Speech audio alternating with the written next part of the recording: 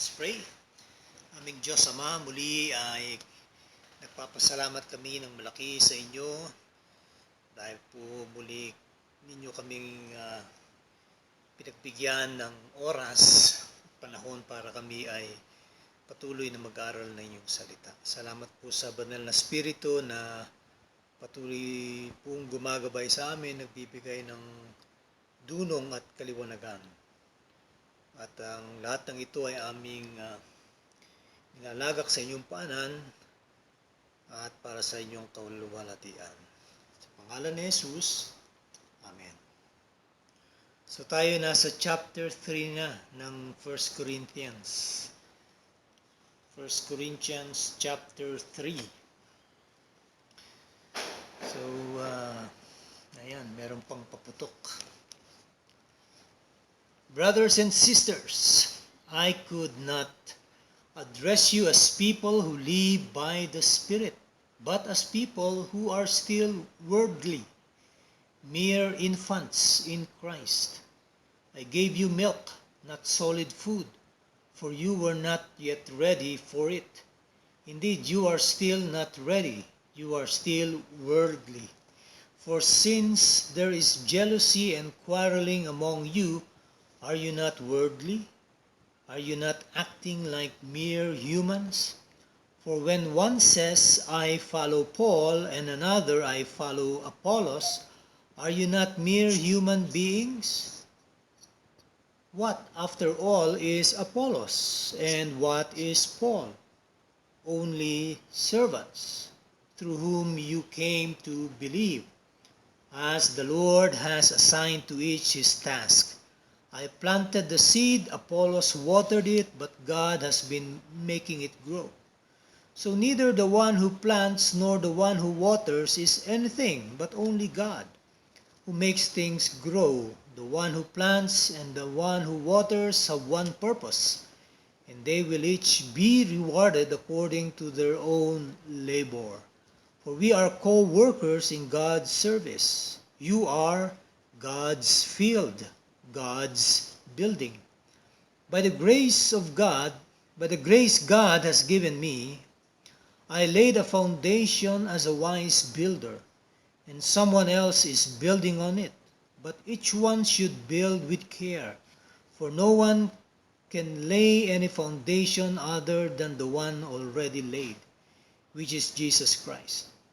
If anyone builds on this foundation using gold, silver, costly stones, wood, hay, or straw, their work will be shown for what it is, because the day will bring it to light.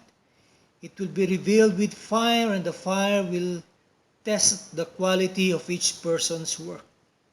If what has been built survives, the builder will receive a reward.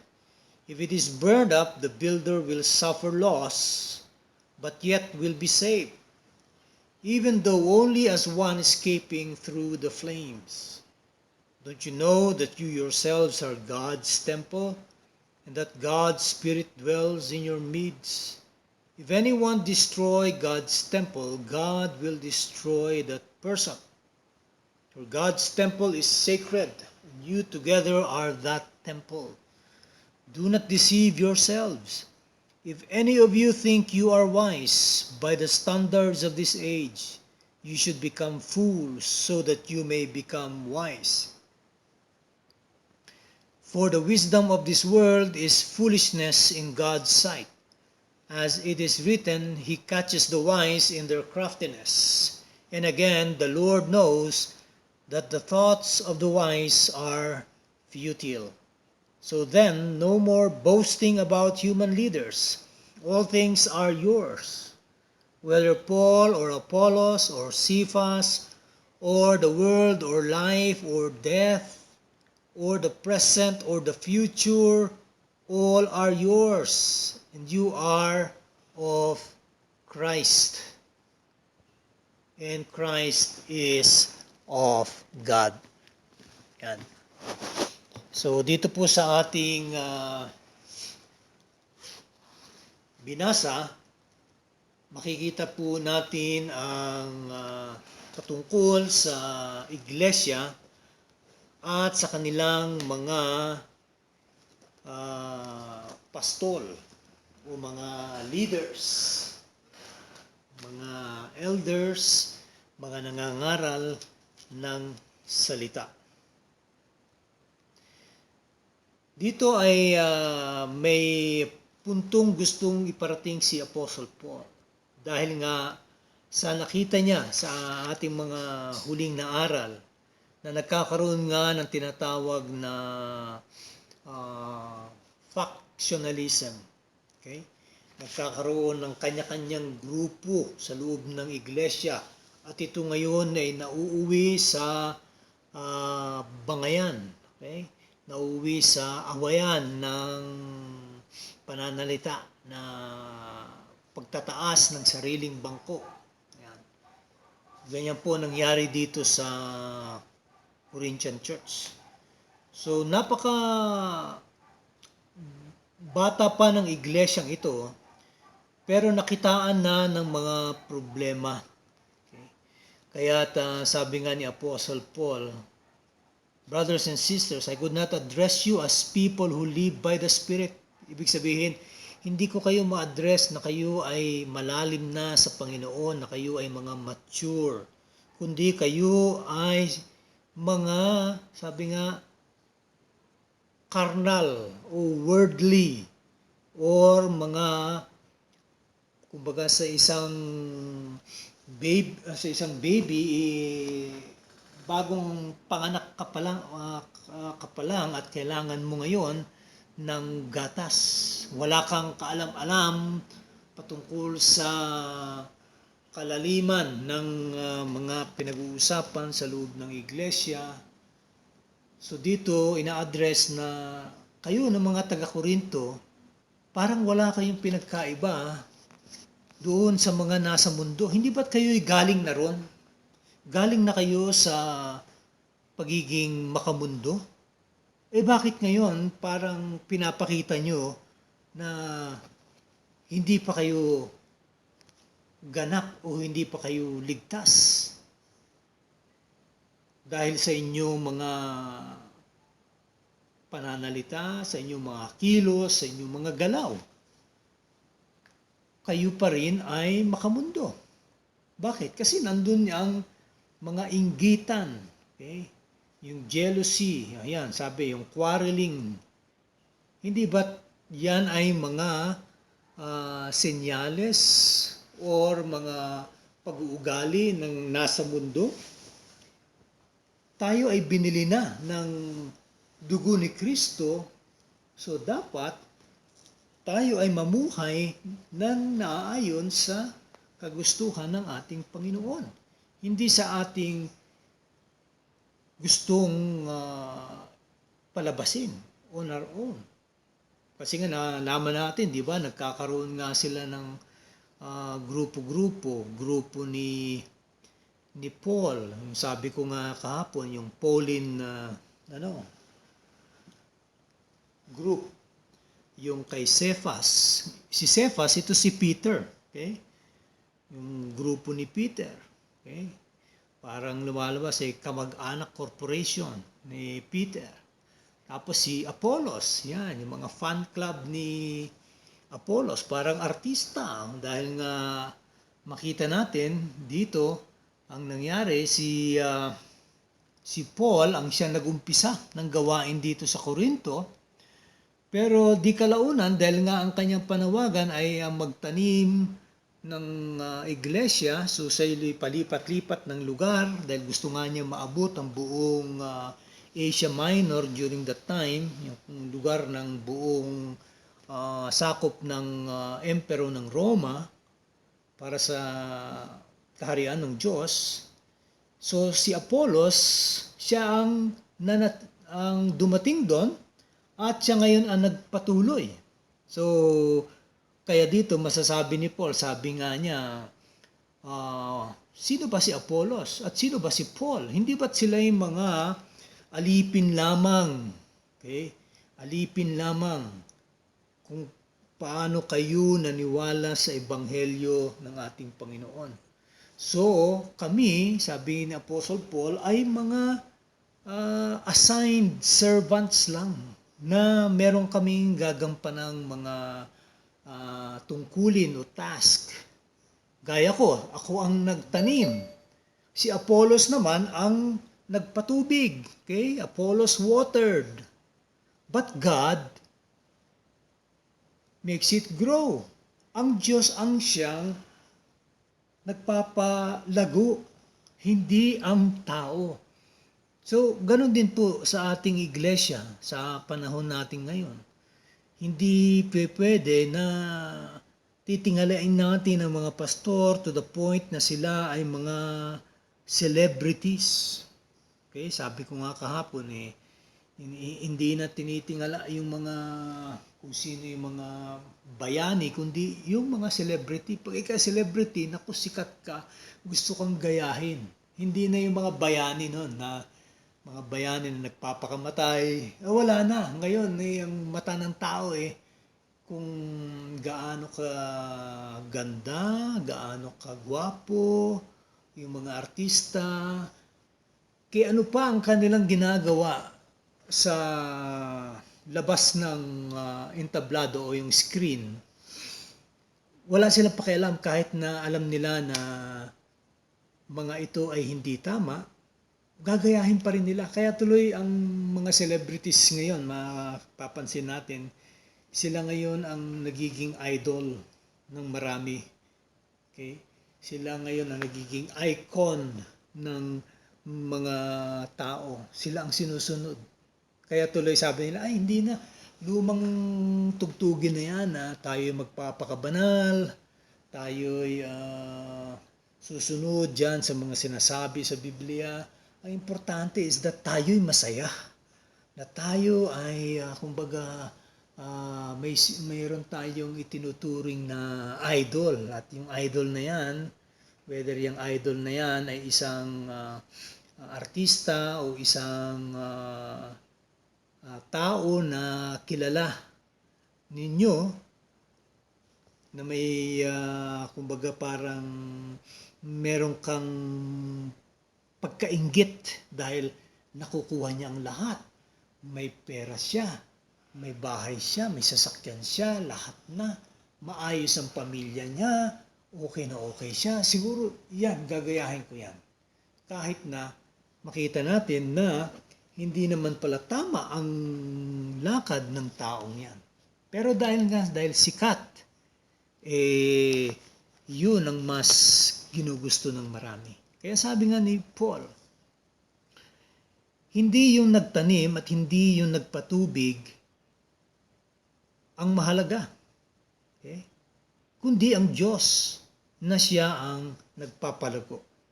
So wala dapat na pastor o isang elder o overseer ang magsasabing, church ko ito, ako ang nagpalago nito. Hindi. Si Paul ang nag-umpisa, sabi niya. Ako ang nagtanim. Pero may sumunod sa kanya. Pero ang Diyos, sabi nga, siya ang nagpalago.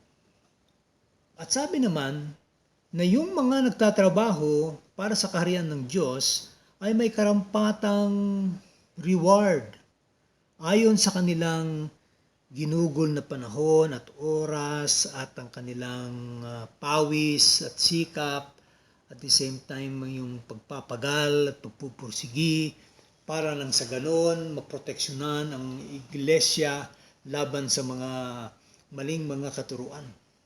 So lahat ng ito, ikaw man ay isang pastor, ikaw man ay isang manggagawa sa kaharian ng Diyos o sa isang iglesia, sa isang lokal na iglesia, yan ay may karampatang reward. Kaya nga sabi ko, darating ang panahon na ibibigay pa rin ang mga reward na yan. Yung mga naglilingkod ng totoo sa Diyos at yung mga hindi naglilingkod. Okay? Yung mga palaboy lang, pero nasa loob sila ng iglesia. Yung mga sunod-sunuran lang. Pero sabi nga rito, patuloy lang tayo, sabi nga niya, for we are co-workers in God's service. You are God's field, God's building. Meaning to say, sinabi ni Apostle Paul, tayo ay Pare-parehas lang ng mga manggagawa sa serbisyo sa kaharian ng Diyos. At ang buong iglesia ang siyang kanyang lugar ng pananiman, okay? Kumbaga, alam naman natin yung illustration ni Apostle Paul, dahil nga po nung kapanahunan nila, ang means of livelihood madalas doon sa lugar ay ang pagsasaka. Okay? At ang pagtatayo ng mga bahay o gusali. Kasi yun pa, nagdi-develop pa lang yung mga syudad at saka yung mga kalugaran na yan. Kaya yun yung dalawa. At sinasabi nga ni Apostle Paul, kayo mismo ang siyang lugar na kung saan andyan ang Diyos. Sabi nga, may magtatanim, may magpapatubig, pero ang mag-harvest, magpapalago, ay ang Diyos mismo. At inihantulad din yan sa isang gusali. Okay? Paano tinatayo ang isang gusali? Hindi ba't nag-uumpisa yan? Sabi nga sa pundasyon. So, makita natin si Paul, masasabi niyang siya yung nag-umpisa ng gawain. So, yung pundasyon, siya ngayon ang nag-umpisa. Pero may sumunod na mga gumawa doon sa gusaling yon. So, ang tinutukoy dito ni Apostle Paul ay walang iba kundi ang iglesia. At sabi nga, mag-ingat tayo na sa ating pagtatayo ng iglesia ay imbis na ang Diyos ang siyang maitaas, tayo ang maitaas. So sabi, warning ito sa atin, lalo na sa mga nagtuturo. Okay? Dahil sabi nga, wala namang pundasyon na nailatag, kundi mismo yung pinakapundasyon. At yan ay walang iba kundi si Jesucristo. Kaya nga sabi nga kung ikaw,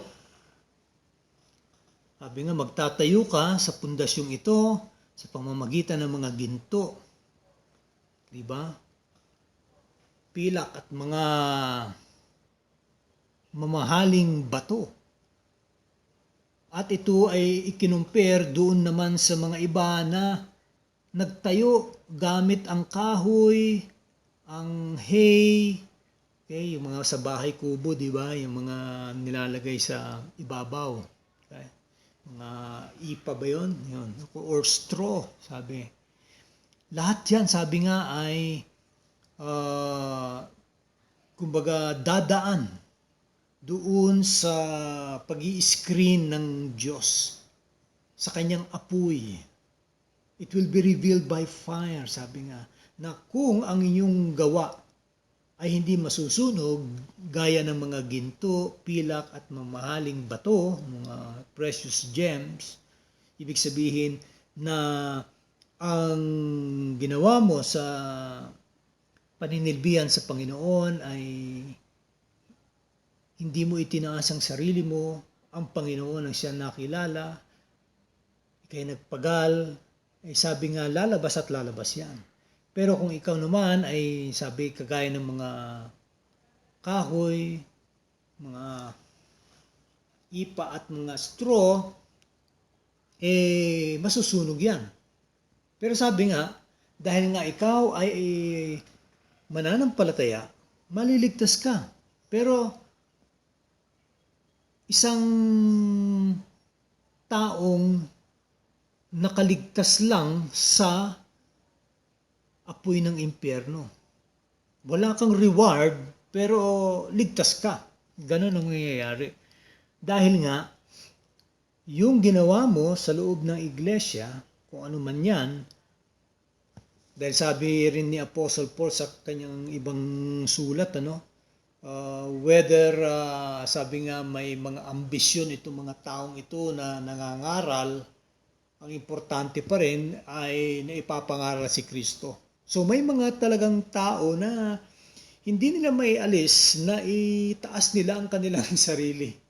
sa kanilang pamamahagi ng magandang balita at ng kaligtasan. Either pinapakita nila yung galing nila, yung eloquence. Kasi nga nung panahon ni Apostle Paul, maraming mga ala balagtas, okay? Mga mabulaklaking magsalita. At yan, sila naging Kristiyano at ang galing nila na mangakit. Ganun pa man, sabi nga, yung kanila dahil sa sarili nila ang gustong maitaas, though sila ay nangangaral, well, ilan sa kanila ay maaaring tunay na Kristiyano, maliligtas. Pero walang reward na makukuha. Hindi gaya nung kagaya nila Apostle Paul, nila Apollos na baliwala sa kanila yung posisyon. Yung posisyon is para lang magkaroon lang ng order sa iglesia. Para merong mga kumbaga in authority at hindi maging magulo ang galaw o kilos sa loob ng iglesia. So importante rin yung leadership. Pero sabi nga, kina Apostle Paul, hindi yan po ang batayan. Ang importante is that magampanan namin yung tungkulin namin bilang mga pastol ng iglesia. Kaya sabi nga sa verse 16, don't you know that you yourself are God's temple and that God's Spirit dwells in your midst? So, muling kanyang inahalintulad doon sa building. Yung building, ito ngayon ay yung templo. Okay? Alam naman natin na ang pinakapundasyon na tinutukoy dito ay walang iba kundi si Kristo. Hindi po bahay ang tinutukoy dito, kundi isang malaking gusali na kung saan ay nung panahon ng mga ng Roman Empire, makikita naman natin yung mga buildings nila, napakalaki ng mga poste. Okay? So, ibig sabihin yan, malaki yung pundasyon sa ilalim. Dahil pinapatong-patong lang yung mga batong yan. Pinagdidikit-dikit yan. Okay? So, yun po ang inahalintulad na ang iglesia, hindi lang isang maliit na bahay, kundi isang malaking templo na kung saan ay may kanya-kanya tayong mga gagampanan. Iba ay poste, iba ay biga, okay?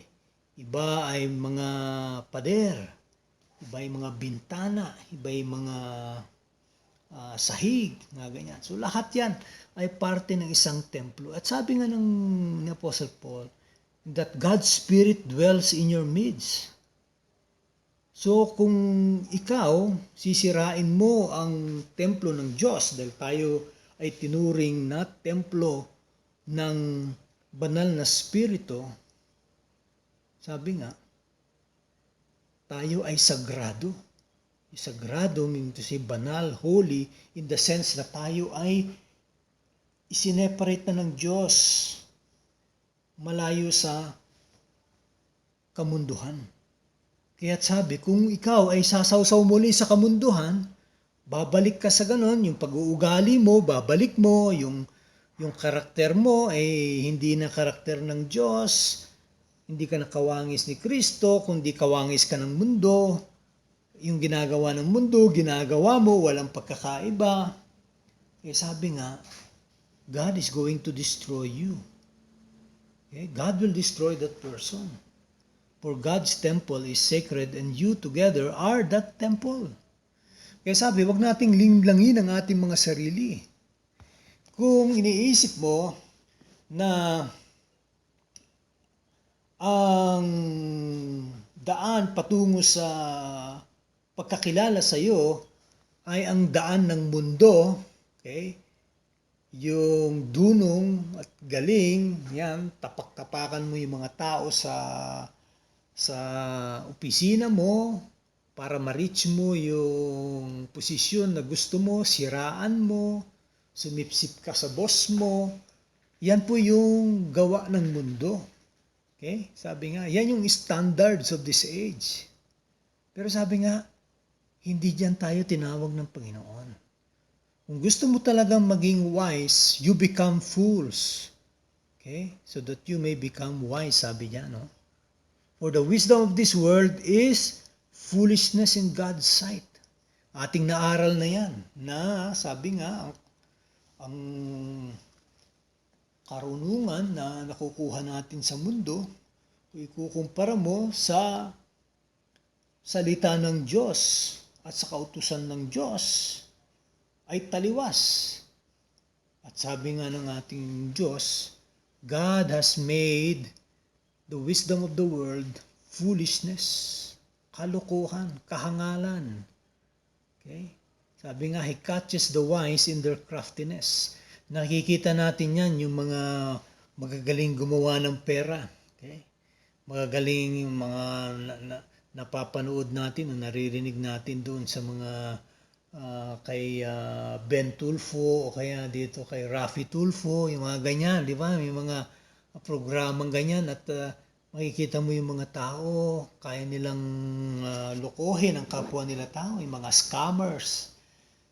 Okay? So, yung mga yan, sabi nga, yan yung wisdom ng mundo, pero sabi nga, later on, sabi nga, ilalantad ng Diyos lahat ng mga maling gawain na yan.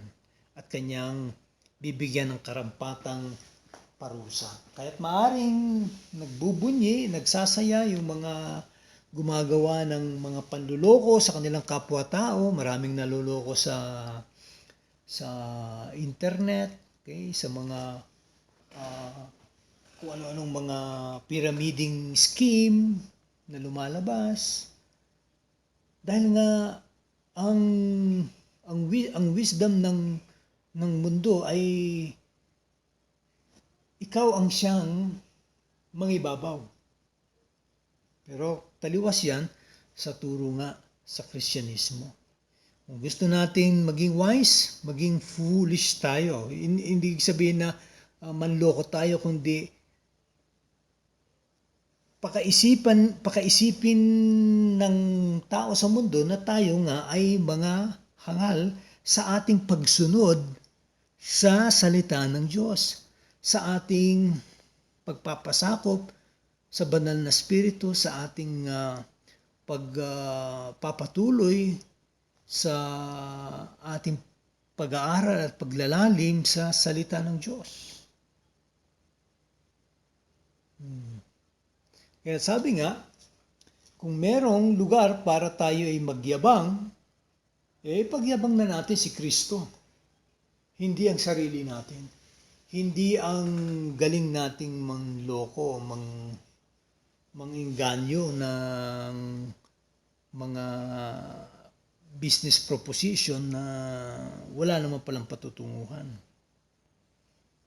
Kaya't sabi ni Paul, all things are yours, whether Paul or Apollos or Cephas or the world or life or death or the present or the future. Diba may kahalintula dito sa Romans chapter 8. Diba yung sinabi niyang neither death nor life nor anything in this world would separate us from the love of God that is in Christ Jesus our Lord.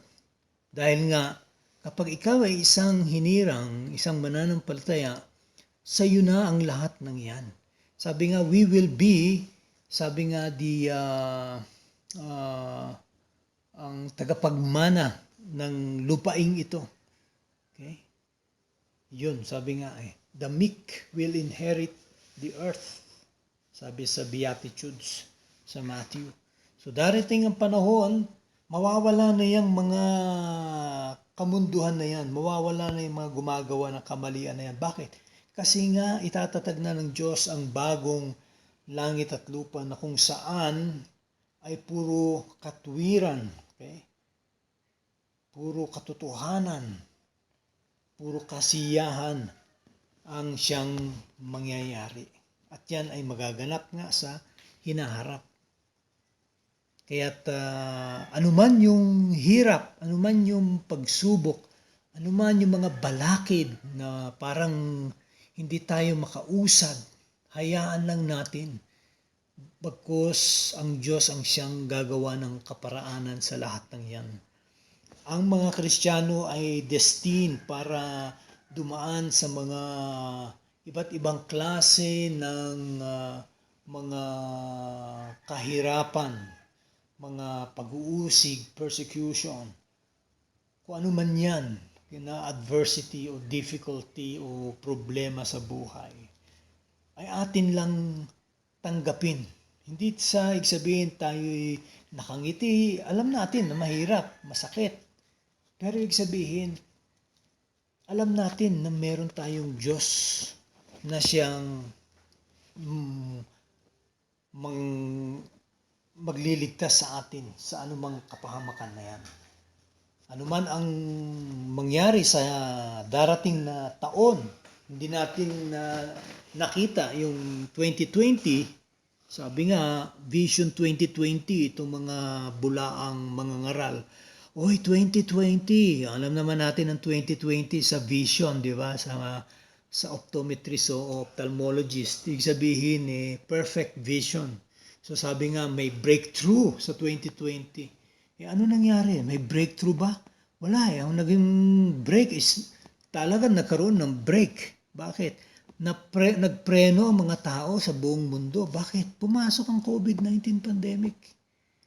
Walang nakaalam niyan, walang nakakita niyan. Basta't dumating. Pero ang Diyos nakita na niya yan. Okay? Kaya itong 2021, ano man ang mangyayari diyan, hindi pa natin alam. Pero sabi nga, pinapasa Diyos na natin. Bakit? Kasi hindi dito sa mundong ibabaw na ito ang ating kalugaran. Merong itinakdang bagong langit at bagong lupa. Doon tayo sa bagong itatatag na kaharian ng Diyos na siyang magiging kalugaran natin balang araw. Na ito'y sabi nga wala nang iyakan, wala nang hinagpis, wala nang sakit, okay? Wala nang kamatayan. Tingnan nyo ang mga tao ngayon. Marami ang nagpapakamatay dahil nawalan lang ng trabaho. Makita nyo yung balitang ama pinatay ang 2 anak, naglaso ng asawa, pati siya nagbigti pero nabuhay siya dahil naputol yung lubid. Dahil nga makikita mo yung tao, hindi niya makita na may Diyos pala na pwede nating lapitan, na pwede natin hingan ng tulong. Bagkus sa mga ito, kikitlin na lang kanilang buhay, hindi nila nakita na yung palang umpisa ng kanilang walang hanggang kaparusahan. Kaya't nakakalungkot at nangyayari ito sa panahon natin ngayon. Pero sana makita natin na itong COVID-19, itong pandemic na ito, ay hindi nagulat ang Diyos. At hinayaan niyang mangyari at magpahinto sa sa buong mundo halos, no? Para nang sa ganoon magkaroon sana ng pagbubulay-bulay mga tao at makita nila, oo nga may Diyos. Hindi yung, ay walang Diyos kasi hindi kami natutulungan. Hindi. Sa mga mananampalataya, may Diyos. Bakit? Alam natin na hindi ito yung buhay. Inaayos lang yung ating perspective eh. Hindi ito yung buhay sa ngayon. Sa ngayon, we will have to survive sa mga nangyayari ngayon. Okay? Huwag na nating hintayin pa yung mga nagsasabi na ay parating na yung 7-year tribulation. Nandito na tayo sa tribulation. Hindi pa ba tribulation itong mga nangyayaring to? Yung mga ibang mga kapatiran nga natin sa mga ibang lugar, sila ay inuusig, kinukulong, pinapatay, pinapahirapan. Hindi ba tribulation na yun? So, wag tayo magpaniwala dun sa mga ganun na nagsasabing, naku, tayo hindi na dadanas sa tribulation. No, dumadaan na tayo. Dumadanas na tayo. Ano man ang pinagdadaanan mo, sakit man yan, kahirapan man yan, kagutuman man yan, okay? Kawalan ng trabaho, kawalan ng damit o panlabas. Lahat ng yan, sabi nga ni Apostle Paul, I have learned to be in want and I have learned to be content. So kung merong blessing, material, then praise God. Kung wala, then praise God pa rin. Bakit? Inaayos lang ng Diyos yung ating pananaw sa buhay. Na hindi tayo ma-focus doon sa mga bagay-bagay na gustong ibigay sa atin ng mundo, na gusto tayong akitin. Okay? Bagkus sa Panginoon tayo. At doon natin makita na hindi tayo iniwan ng ating Panginoon. Na yung kanyang ginawa sa krus ng Kalbaryo ay may saysay. Dahil ikaw ay kabilang sa kanyang mga hinirang, ikaw ay hindi na daranas ng walang hanggang kaparusahan balang araw. Hindi ba't mas malaking blessing yon kaysa doon sa temporal na karangyaan na makakamit mo dito sa mundong ibabaw na ito? Maraming mga tao na akala nila yun yung target, yun yung goal, yung magpayaman. Pero sabi ko nga, di ba, kahit may mga mayayaman na yumaman na, nung na-reach na nila yung goal na yon, empty pa rin sila. Wala pa rin kasiyahan, wala pa rin peace. So saan natin matatagpuan ng peace, tunay na kasiyahan? Kay Kristo at kay Kristo lamang. Kaya nga, ang salita ng Diyos, hindi ito na-outdated, laging updated. Anumang panahon noon, ngayon at magpakailanman, ang salita ng Diyos ay buhay. Sapagkat ang Diyos natin ay buhay. Okay? So dito na po tayo magtatapos. Magandang gabi po sa inyong lahat.